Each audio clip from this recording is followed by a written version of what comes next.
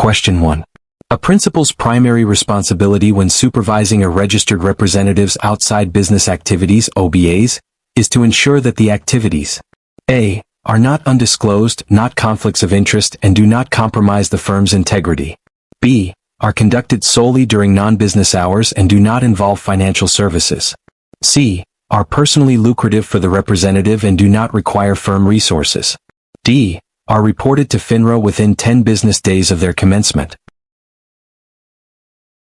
Answer: A. are not undisclosed, not conflicts of interest, and do not compromise the firm's integrity. Explanation: when a registered representative engages in an outside business activity, the principal's primary role is to ensure that the activity is not undisclosed, does not create a conflict of interest, and does not compromise the integrity of the firm. While reporting to FINRA is part of the process, the core supervisory duty is to assess and mitigate potential risks. Firms must document the review and determine if the OBA requires the firm to supervise it or if it should be treated as a private securities transaction. Question 2. Which of the following is not required for a principal to approve a new options account? A. the customer's investment experience and financial situation. B. the customer's signed options agreement. C. a copy of the customer's most recent tax return. D. a clear understanding of the risks associated with options trading. Answer: C. a copy of the customer's most recent tax return. Explanation: while a customer's financial situation is crucial for options account approval, providing a copy of their most recent tax return is not a regulatory requirement for opening an options account. Principals must assess a customer's investment experience, financial situation, and investment objectives to determine suitability, and the customer must sign the options agreement, confirming their understanding of the risks involved. The options agreement must be returned by the customer within 15 calendar days of account approval. Question 3. Upon receiving a written customer complaint, a general securities sales supervisor's initial action should be to A. attempt to resolve the complaint directly with the customer to avoid escalation. B. forward the complaint immediately to the firm's designated principal for review and action. C. inform the registered representative involved and gather their perspective on the matter. D. determine if the complaint is meritless before taking any further steps. Answer: B. forward the complaint immediately to the firm's designated principal for review and action. Explanation: all written customer complaints must be forwarded immediately to a qualified principal for review and handling. This ensures proper regulatory procedures are followed, the complaint is recorded, and the firm addresses it consistently and in compliance with FINRA rules. Attempting to resolve it unilaterally or determining its merit without principal involvement would bypass necessary supervisory controls and potentially violate firm policy or regulatory requirements. Question 4. Regarding retail communications, a principal is generally required to approve all such communications. A. before first use. B. within 7 business days of first use. C. after being filed with FINRA. D. only if they promote complex or high-risk products. Answer: A. before first use. Explanation: FINRA rules generally require that all retail communications be approved by a qualified principal prior to first use. This pre-use approval ensures that the content is balanced, accurate, and not misleading, protecting investors and maintaining market integrity. Some specific types of retail communications, particularly those for new member firms or related to investment companies, may also require filing with FINRA, but principal approval is a fundamental step before dissemination. Question 5. A registered representative wishes to participate in a private securities transaction, selling away. Which of the following is true? A. they may do so without notifying their firm if they receive no compensation. B. they must provide written notice to their firm and receive firm approval if compensation is involved. C. they only need to notify their firm if the transaction is for a non-profit organization. D. the firm is only responsible for supervising the transaction if it is executed through the firm's systems. Answer: B. they must provide written notice to their firm and receive firm approval if compensation is involved. Explanation: for private securities transactions where compensation is received, a registered representative must provide prior written notice to their firm and receive written approval from the firm. If compensation is involved, the firm must supervise the transaction as if it were its own business. If no compensation is received, written notice is still required, but the firm's supervisory responsibility is limited to ensuring the representative's participation is disclosed and permissible. Question 6. The primary purpose of a firm's anti-money laundering (AML) compliance program is to a. Identify and report suspicious transactions to appropriate authorities. b. Prevent employees from engaging in personal trading activities. c.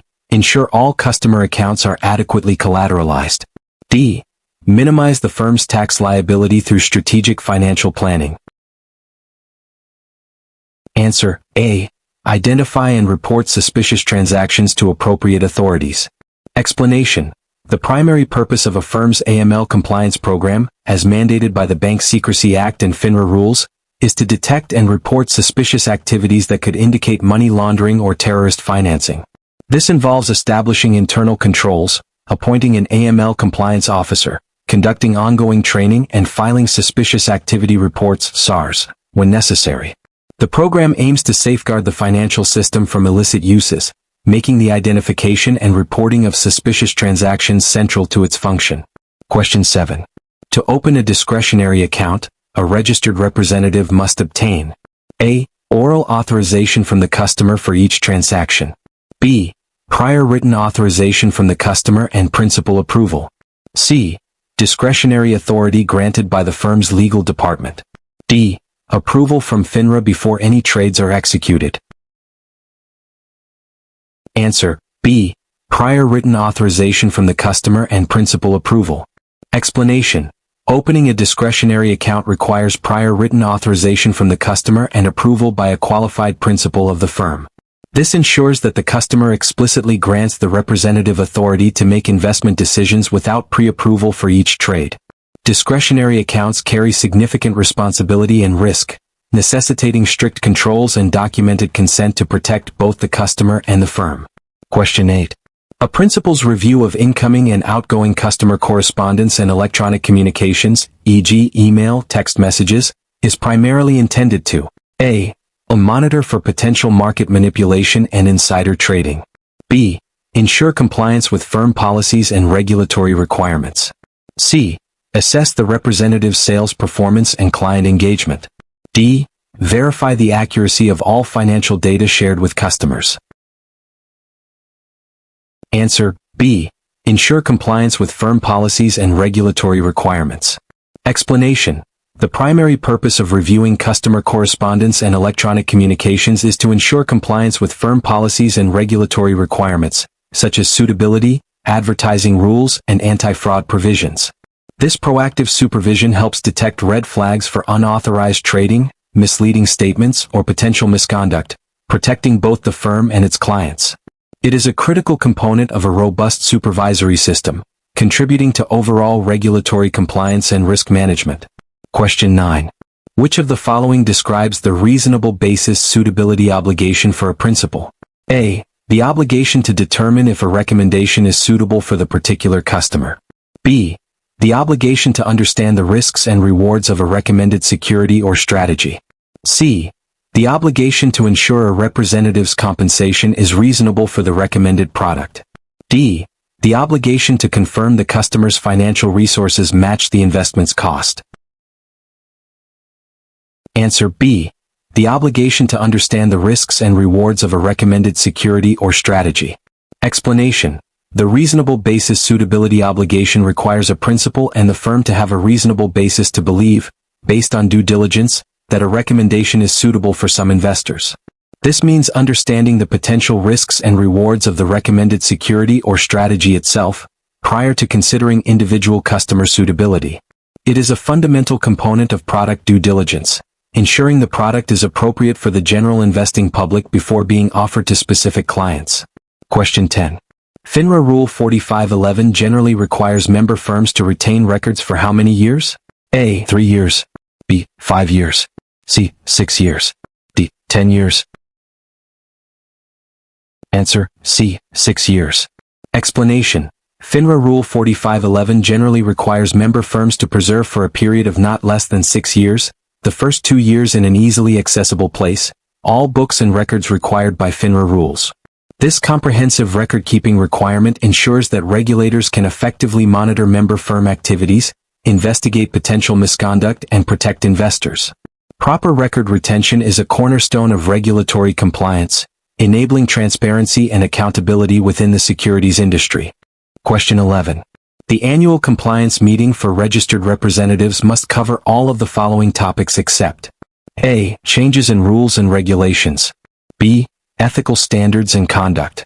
C. Supervisory procedures of the firm. D. Specific sales targets and commission structures for the upcoming year. Answer: D. Specific sales targets and commission structures for the upcoming year. Explanation: the annual compliance meeting mandated by FINRA Rule 3110A-7 must cover compliance and regulatory issues relevant to the business of the firm and its associated persons. This typically includes changes in rules, ethical standards, and supervisory procedures. Specific sales targets and commission structures are operational details, not compliance topics that must be covered in this mandatory meeting. The purpose is to reinforce compliance culture and educate employees on regulatory obligations. Question 12. When a registered representative terminates employment with a member firm, the firm must file Form U-5 with FINRA within how many days? A. 10 calendar days. B. 30 calendar days. C. 60 calendar days. D. 90 calendar days. Answer: B. 30 calendar days. Explanation: when a registered representative terminates employment with a member firm, the firm must file Form U-5, the Uniform Termination Notice for Securities Industry Registration, with FINRA within 30 calendar days of the termination date. This form provides essential information about the termination, including reasons for departure, and is crucial for maintaining accurate regulatory records and protecting investors from individuals with disciplinary issues. Firms also have a continuing obligation to amend the U-5 if new information arises after the initial filing. Question 13. A principal responsible for options accounts must ensure that the customer receives which of the following documents at or before the time the account is approved? A. The Options Disclosure Document (ODD). B. A copy of the firm's internal options trading manual. C. A personalized options trading strategy proposal. D. The customer's current credit report. Answer: A. The Options Disclosure Document (ODD). Explanation: the Options Disclosure Document (ODD) must be furnished to a customer at or before the time a principal approves the customer's account for options trading. The ODD outlines the characteristics and risks of standardized options, providing essential information for investors to make informed decisions. This requirement ensures that customers are fully aware of the complexities and potential risks associated with options trading before they engage in such activities. Question 14. A principal's due diligence for a new municipal bond offering would typically include reviewing A. The credit rating and official statement. B. The personal financial statements of the issuer's key employees. C. The historical stock performance of the municipal entity. D. Future predictions of national GDP growth. Answer: A. The credit rating and official statement. Explanation: when conducting due diligence for a new municipal bond offering, a principal would primarily review the bond's credit rating and the official statement, OS. The OS is the primary disclosure document for municipal bonds, containing vital information about the issuer, the bond's terms, financial condition, and risks. This review ensures that the firm understands the security's characteristics and risks before recommending it to clients, upholding suitability and disclosure obligations. Question 15. A principal supervising investment company products such as mutual funds must ensure that recommendations are consistent with the customers. A. Political affiliations and social interests. B. Investment objectives, risk tolerance, and financial situation. C. Previous investment decisions and other product types. D. Preference for fund managers with specific backgrounds. Answer: B. Investment objectives, risk tolerance, and financial situation. Explanation: when supervising recommendations for investment company products like mutual funds, a principal must ensure that all recommendations are consistent with the customer's investment objectives, risk tolerance, and financial situation. This is fundamental to the suitability rule, ensuring that the recommended product aligns with the customer's individual needs and capacity for risk. Proper supervision prevents the sale of unsuitable products, protecting investors and maintaining regulatory compliance. Question 16. Which of the following situations would most likely trigger a firm's taping rule obligations under FINRA Rule 3010, now covered under 3110b? 1. A. A sudden increase in customer trading volume across the firm. B. A significant number of registered representatives with a disciplinary history join the firm. C. The firm experiences a decline in overall profitability for 2 consecutive quarters. D. A new product line is introduced to the firm's offerings. Answer: B. A significant number of registered representatives with a disciplinary history join the firm. Explanation: the taping rule, FINRA Rule 3110b, 1, is triggered when a member firm employs a high percentage of registered persons who have been associated with disciplined firms. Specifically, if a firm's disciplinary history ratio exceeds certain thresholds, the firm must establish and maintain special supervisory procedures, including the taping of all telephone conversations between its registered persons and existing and prospective customers. This heightened supervision is intended to mitigate risks associated with hiring individuals with a history of misconduct. Question 17. A principal supervising communications with the public must understand that institutional communications are generally defined as communications distributed to A. More than 25 retail investors within any 30 calendar day period. B. Existing or prospective institutional investors only. C. Anyone who requests information about the firm's services. D. Employees of the firm for internal training purposes. Answer: B. Existing or prospective institutional investors only. Explanation: under FINRA Rule 2210, institutional communications are defined as communications distributed only to institutional investors. Institutional investors include banks, savings and loan associations, insurance companies, registered investment companies, registered investment advisors, and other entities or individuals meeting specific asset thresholds. These communications generally have less stringent approval and filing requirements than retail communications due to the presumed sophistication of the audience. A principal ensures proper categorization and compliance with relevant rules for each communication type. Question 18. Which of the following is considered a red flag for potential insider trading that a principal should investigate? A. A customer placing a large, unsolicited order for a well-known blue-chip stock. B. A registered representative executing a personal trade identical to a recent customer recommendation. C. A customer with no prior history of trading a particular stock making a large, uncharacteristic trade just before a major company announcement. D. A new customer opening an account with a modest initial deposit and a diversified investment strategy. Answer: C. A customer with no prior history of trading a particular stock making a large, uncharacteristic trade just before a major company announcement. Explanation: a customer with no prior history of trading a particular stock making a large, uncharacteristic trade just before a major company announcement is a significant red flag for potential insider trading. Such activity suggests the customer may have acted on material, non-public information. Principals must be vigilant in identifying such patterns and investigate them thoroughly to prevent illegal insider trading, which undermines market fairness and integrity. Question 19. Regarding customer account statements, FINRA rules require member firms to send statements to customers.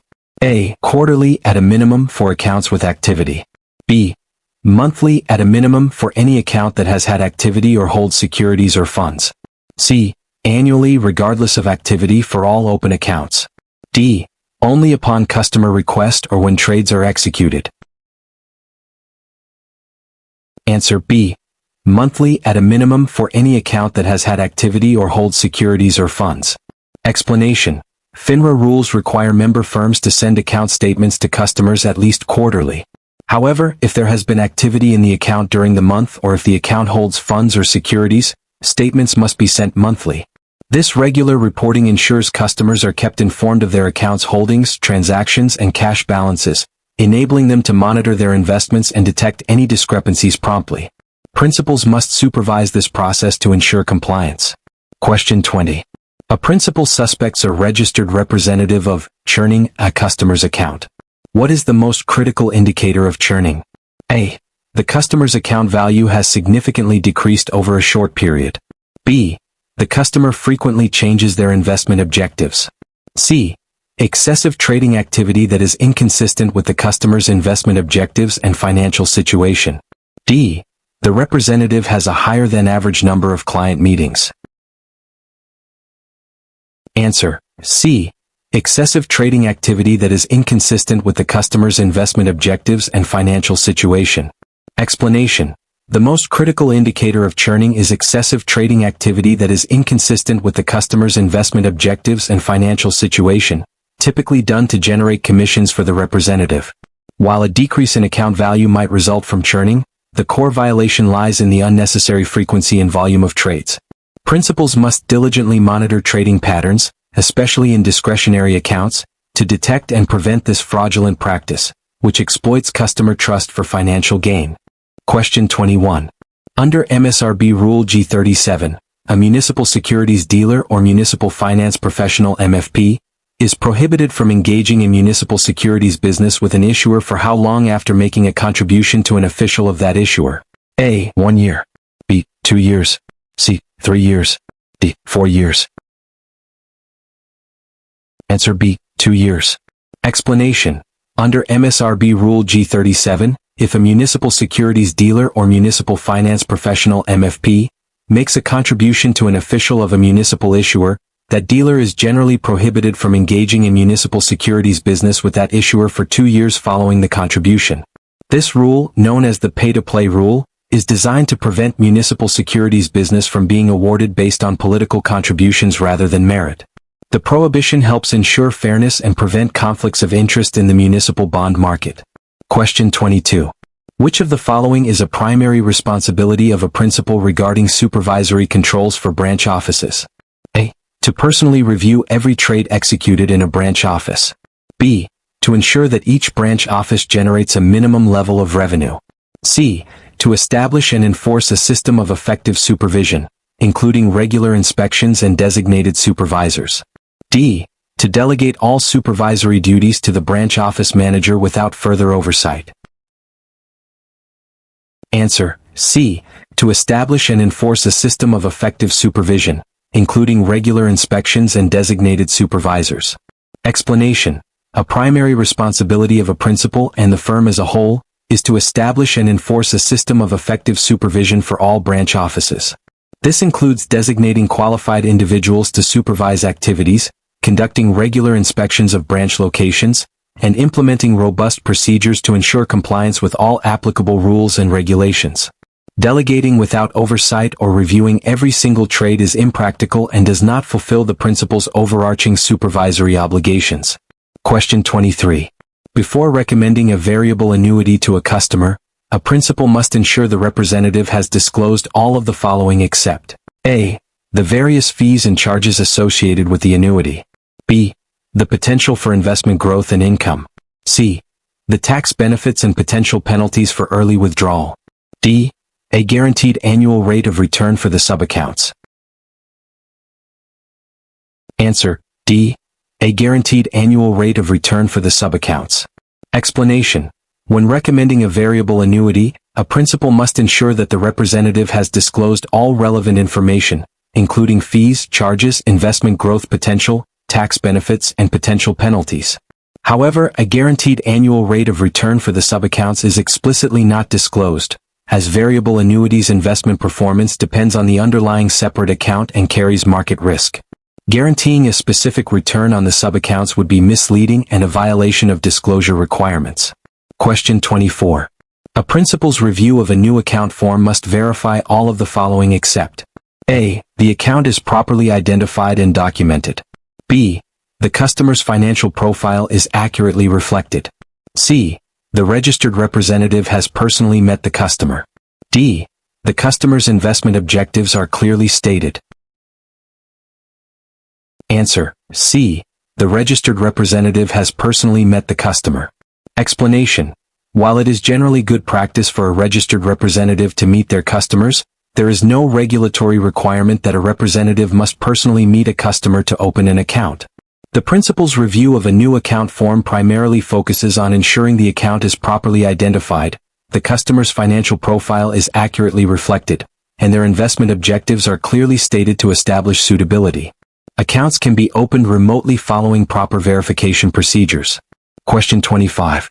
A principal discovers that a registered representative used an unapproved seminar script containing exaggerated claims.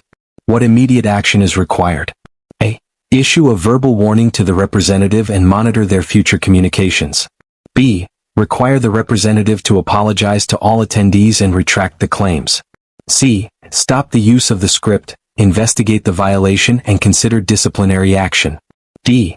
File a report with the SEC and FINRA immediately without further internal review. Answer: C. Stop the use of the script, investigate the violation and consider disciplinary action. Explanation: Upon discovering the use of an unapproved and misleading seminar script, the principal must immediately stop its use, conduct a thorough investigation into the violation, and consider appropriate disciplinary action against the representative. This ensures the protection of the public and maintains the integrity of the firm's compliance program. Filing with regulators is a subsequent step if the investigation reveals serious misconduct, but immediate internal corrective action is paramount. Question 26. Under FINRA Rule 3270, an associated person engaged in an outside business activity must provide prior written notice to their firm. The firm must then: A. Approve the activity if it is unrelated to the securities business. B. Determine whether the activity is a private securities transaction and treat it accordingly.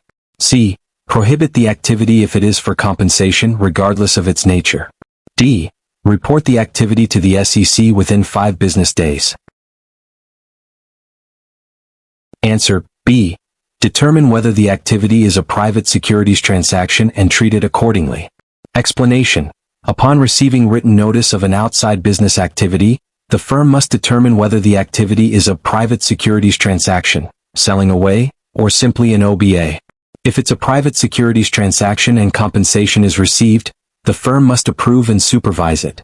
If no compensation, the firm must still acknowledge and may impose conditions. For other OBAs, the firm must assess potential conflicts of interest and address them. The firm's role is to ensure that the activity does not violate firm policies or regulatory rules, protecting both the firm and its customers. Question 27. Which of the following is not typically a part of a principal's supervisory responsibilities concerning customer complaints? A. Ensuring all written complaints are properly logged and maintained.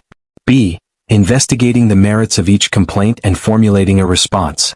C. Mediating disputes directly between the customer and the registered representative without firm intervention. D. Reporting certain complaints to FINRA or other regulatory bodies as required. Answer: C. Mediating disputes directly between the customer and the registered representative without firm intervention. Explanation: A principal's role in customer complaints involves ensuring proper logging, investigating the merits, and reporting to regulators when necessary. However, mediating disputes directly between the customer and the registered representative without firm intervention is generally not the principal's role. The firm, through its compliance department or legal counsel, typically manages resolution processes. The principal's focus is on oversight, compliance, and ensuring firm policies and regulatory obligations are met, not acting as an independent mediator. Question 28. A principal must ensure that all registered representatives receive training on anti-money laundering AML, red flags. A. Only if they handle international accounts. B. Upon hire and periodically thereafter.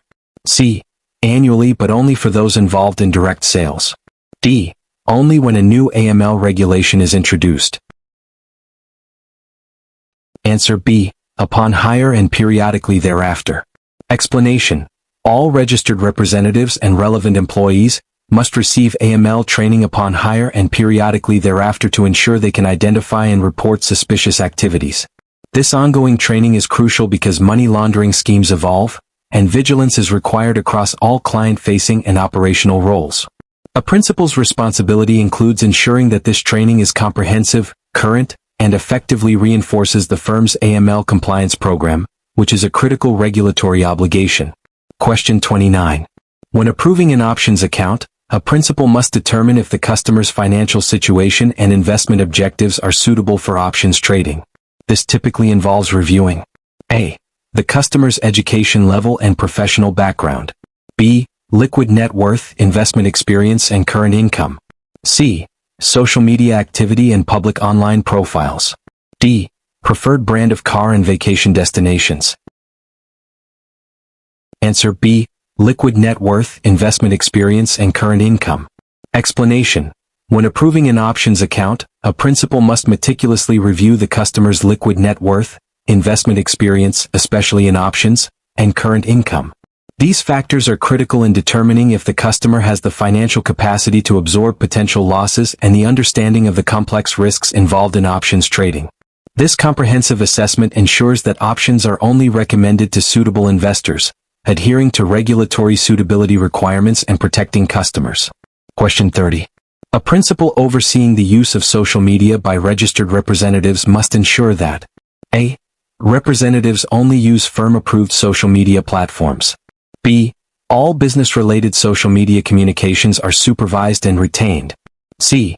Personal social media use is entirely prohibited for all representatives. D. Representatives never interact with customers on social media. Answer B. All business-related social media communications are supervised and retained. Explanation. A principal overseeing social media use must ensure that all business-related communications on social media are supervised, reviewed, and retained in accordance with FINRA and SEC record-keeping rules. This applies whether the communication occurs on firm-approved platforms or, if permitted by the firm, on personal profiles.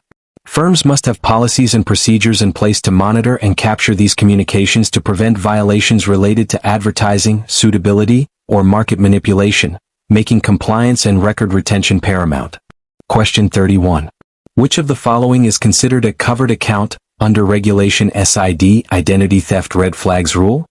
A. An account established for personal, family, or household purposes that is designed to permit multiple payments or transactions. B. Any account opened by an institutional investor for investment purposes. C. An employee's retirement account managed by the firm. D. A corporate account used solely for business-to-business transactions. Answer A. An account established for personal, family, or household purposes that is designed to permit multiple payments or transactions. Explanation. Under Regulation SID, a covered account generally includes any account established primarily for personal, family, or household purposes that involves or is designed to permit multiple payments or transactions. This broad definition ensures that accounts most vulnerable to identity theft are subject to the red flags rule, requiring firms to develop and implement written programs to detect, prevent, and mitigate identity theft. Principals must ensure their firm's compliance with this regulation to protect customer information. Question 32. A principal reviewing an internal investigation into potential front-running by a registered representative would primarily look for evidence of A. The representative placing personal trades after a customer's order for the same security. B. The representative executing personal trades ahead of large customer orders for the same security. C. The representative recommending a security that they personally own to a customer. D. The representative sharing confidential firm strategy with a competitor. Answer B. The representative executing personal trades ahead of large customer orders for the same security. Explanation. Front-running occurs when a broker or other market participant places an order for a security for their own account with foreknowledge of a pending large order from a customer that is expected to affect the market price. The principal would investigate if the representative executed personal trades ahead of large customer orders for the same security, profiting from the anticipated price movement. This unethical and illegal practice is a serious violation of market integrity and firm policy. Question 33. In the context of the FINRA Rule 3110 Supervision, requirement for annual branch office inspections, which factor generally dictates the frequency of inspections? A. The branch's profitability and revenue generation. B. The size of the branch and the nature of its business activities. C. The age of the branch office building. D. The number of customer complaints received across the entire firm. Answer B. The size of the branch and the nature of its business activities. Explanation. Under FINRA Rule 3110, the frequency of branch office inspections is generally dictated by the size of the branch and the nature of its business activities. Larger, more complex branches with higher risk activities, e.g., options, high-volume trading, typically require more frequent and rigorous inspections, e.g., annually, compared to smaller, less complex offices, e.g., once every 3 years. This risk-based approach ensures supervisory resources are allocated effectively to areas with greater potential for misconduct or compliance failures, aligning supervision with actual risk. Question 34. A principal must ensure that all registered representatives are aware of and comply with the firm's policies regarding lending to or borrowing from customers. Under FINRA rules, such arrangements are generally a. Permitted without restriction if the customer agrees in writing. b. Prohibited with very limited exceptions requiring firm approval. c. Permitted only if the loan is collateralized by marketable securities. d. Allowed for amounts under $10,000 without prior firm approval. Answer B. Prohibited with very limited exceptions requiring firm approval. Explanation. Under FINRA Rule 3240, lending to or borrowing from customers is generally prohibited, with very limited exceptions that require prior written approval from the member firm. These exceptions include situations where the customer is a family member, a financial institution, or an individual in the business of lending money, among others, and the loan meets specific conditions. This rule is designed to prevent potential conflicts of interest, exploitation of trust, and misuse of client relationships. Principals must strictly enforce these policies to protect clients and maintain ethical standards. Question 35. A principal's ultimate responsibility regarding the firm's compliance with all applicable securities laws and regulations is best described as a. Ensuring that the firm avoids any fines or penalties from regulatory bodies. b. Establishing and maintaining a supervisory system that is reasonably designed to achieve compliance. c. Delegating all compliance tasks to the firm's designated chief compliance officer. d. Personally reviewing every transaction and communication made by the firm. Answer B. Establishing and maintaining a supervisory system that is reasonably designed to achieve compliance. Explanation. A principal's ultimate responsibility is to establish and maintain a supervisory system that is reasonably designed to achieve compliance with all applicable securities laws and regulations. While avoiding fines is a desirable outcome, the core duty is about the robustness and effectiveness of the system itself, not just the outcome. This involves implementing written procedures, designating supervisors, training personnel, and monitoring activities to detect and prevent violations, ensuring a culture of compliance throughout the firm. This systemic approach is foundational to effective supervision, rather than an impractical personal review of every single detail.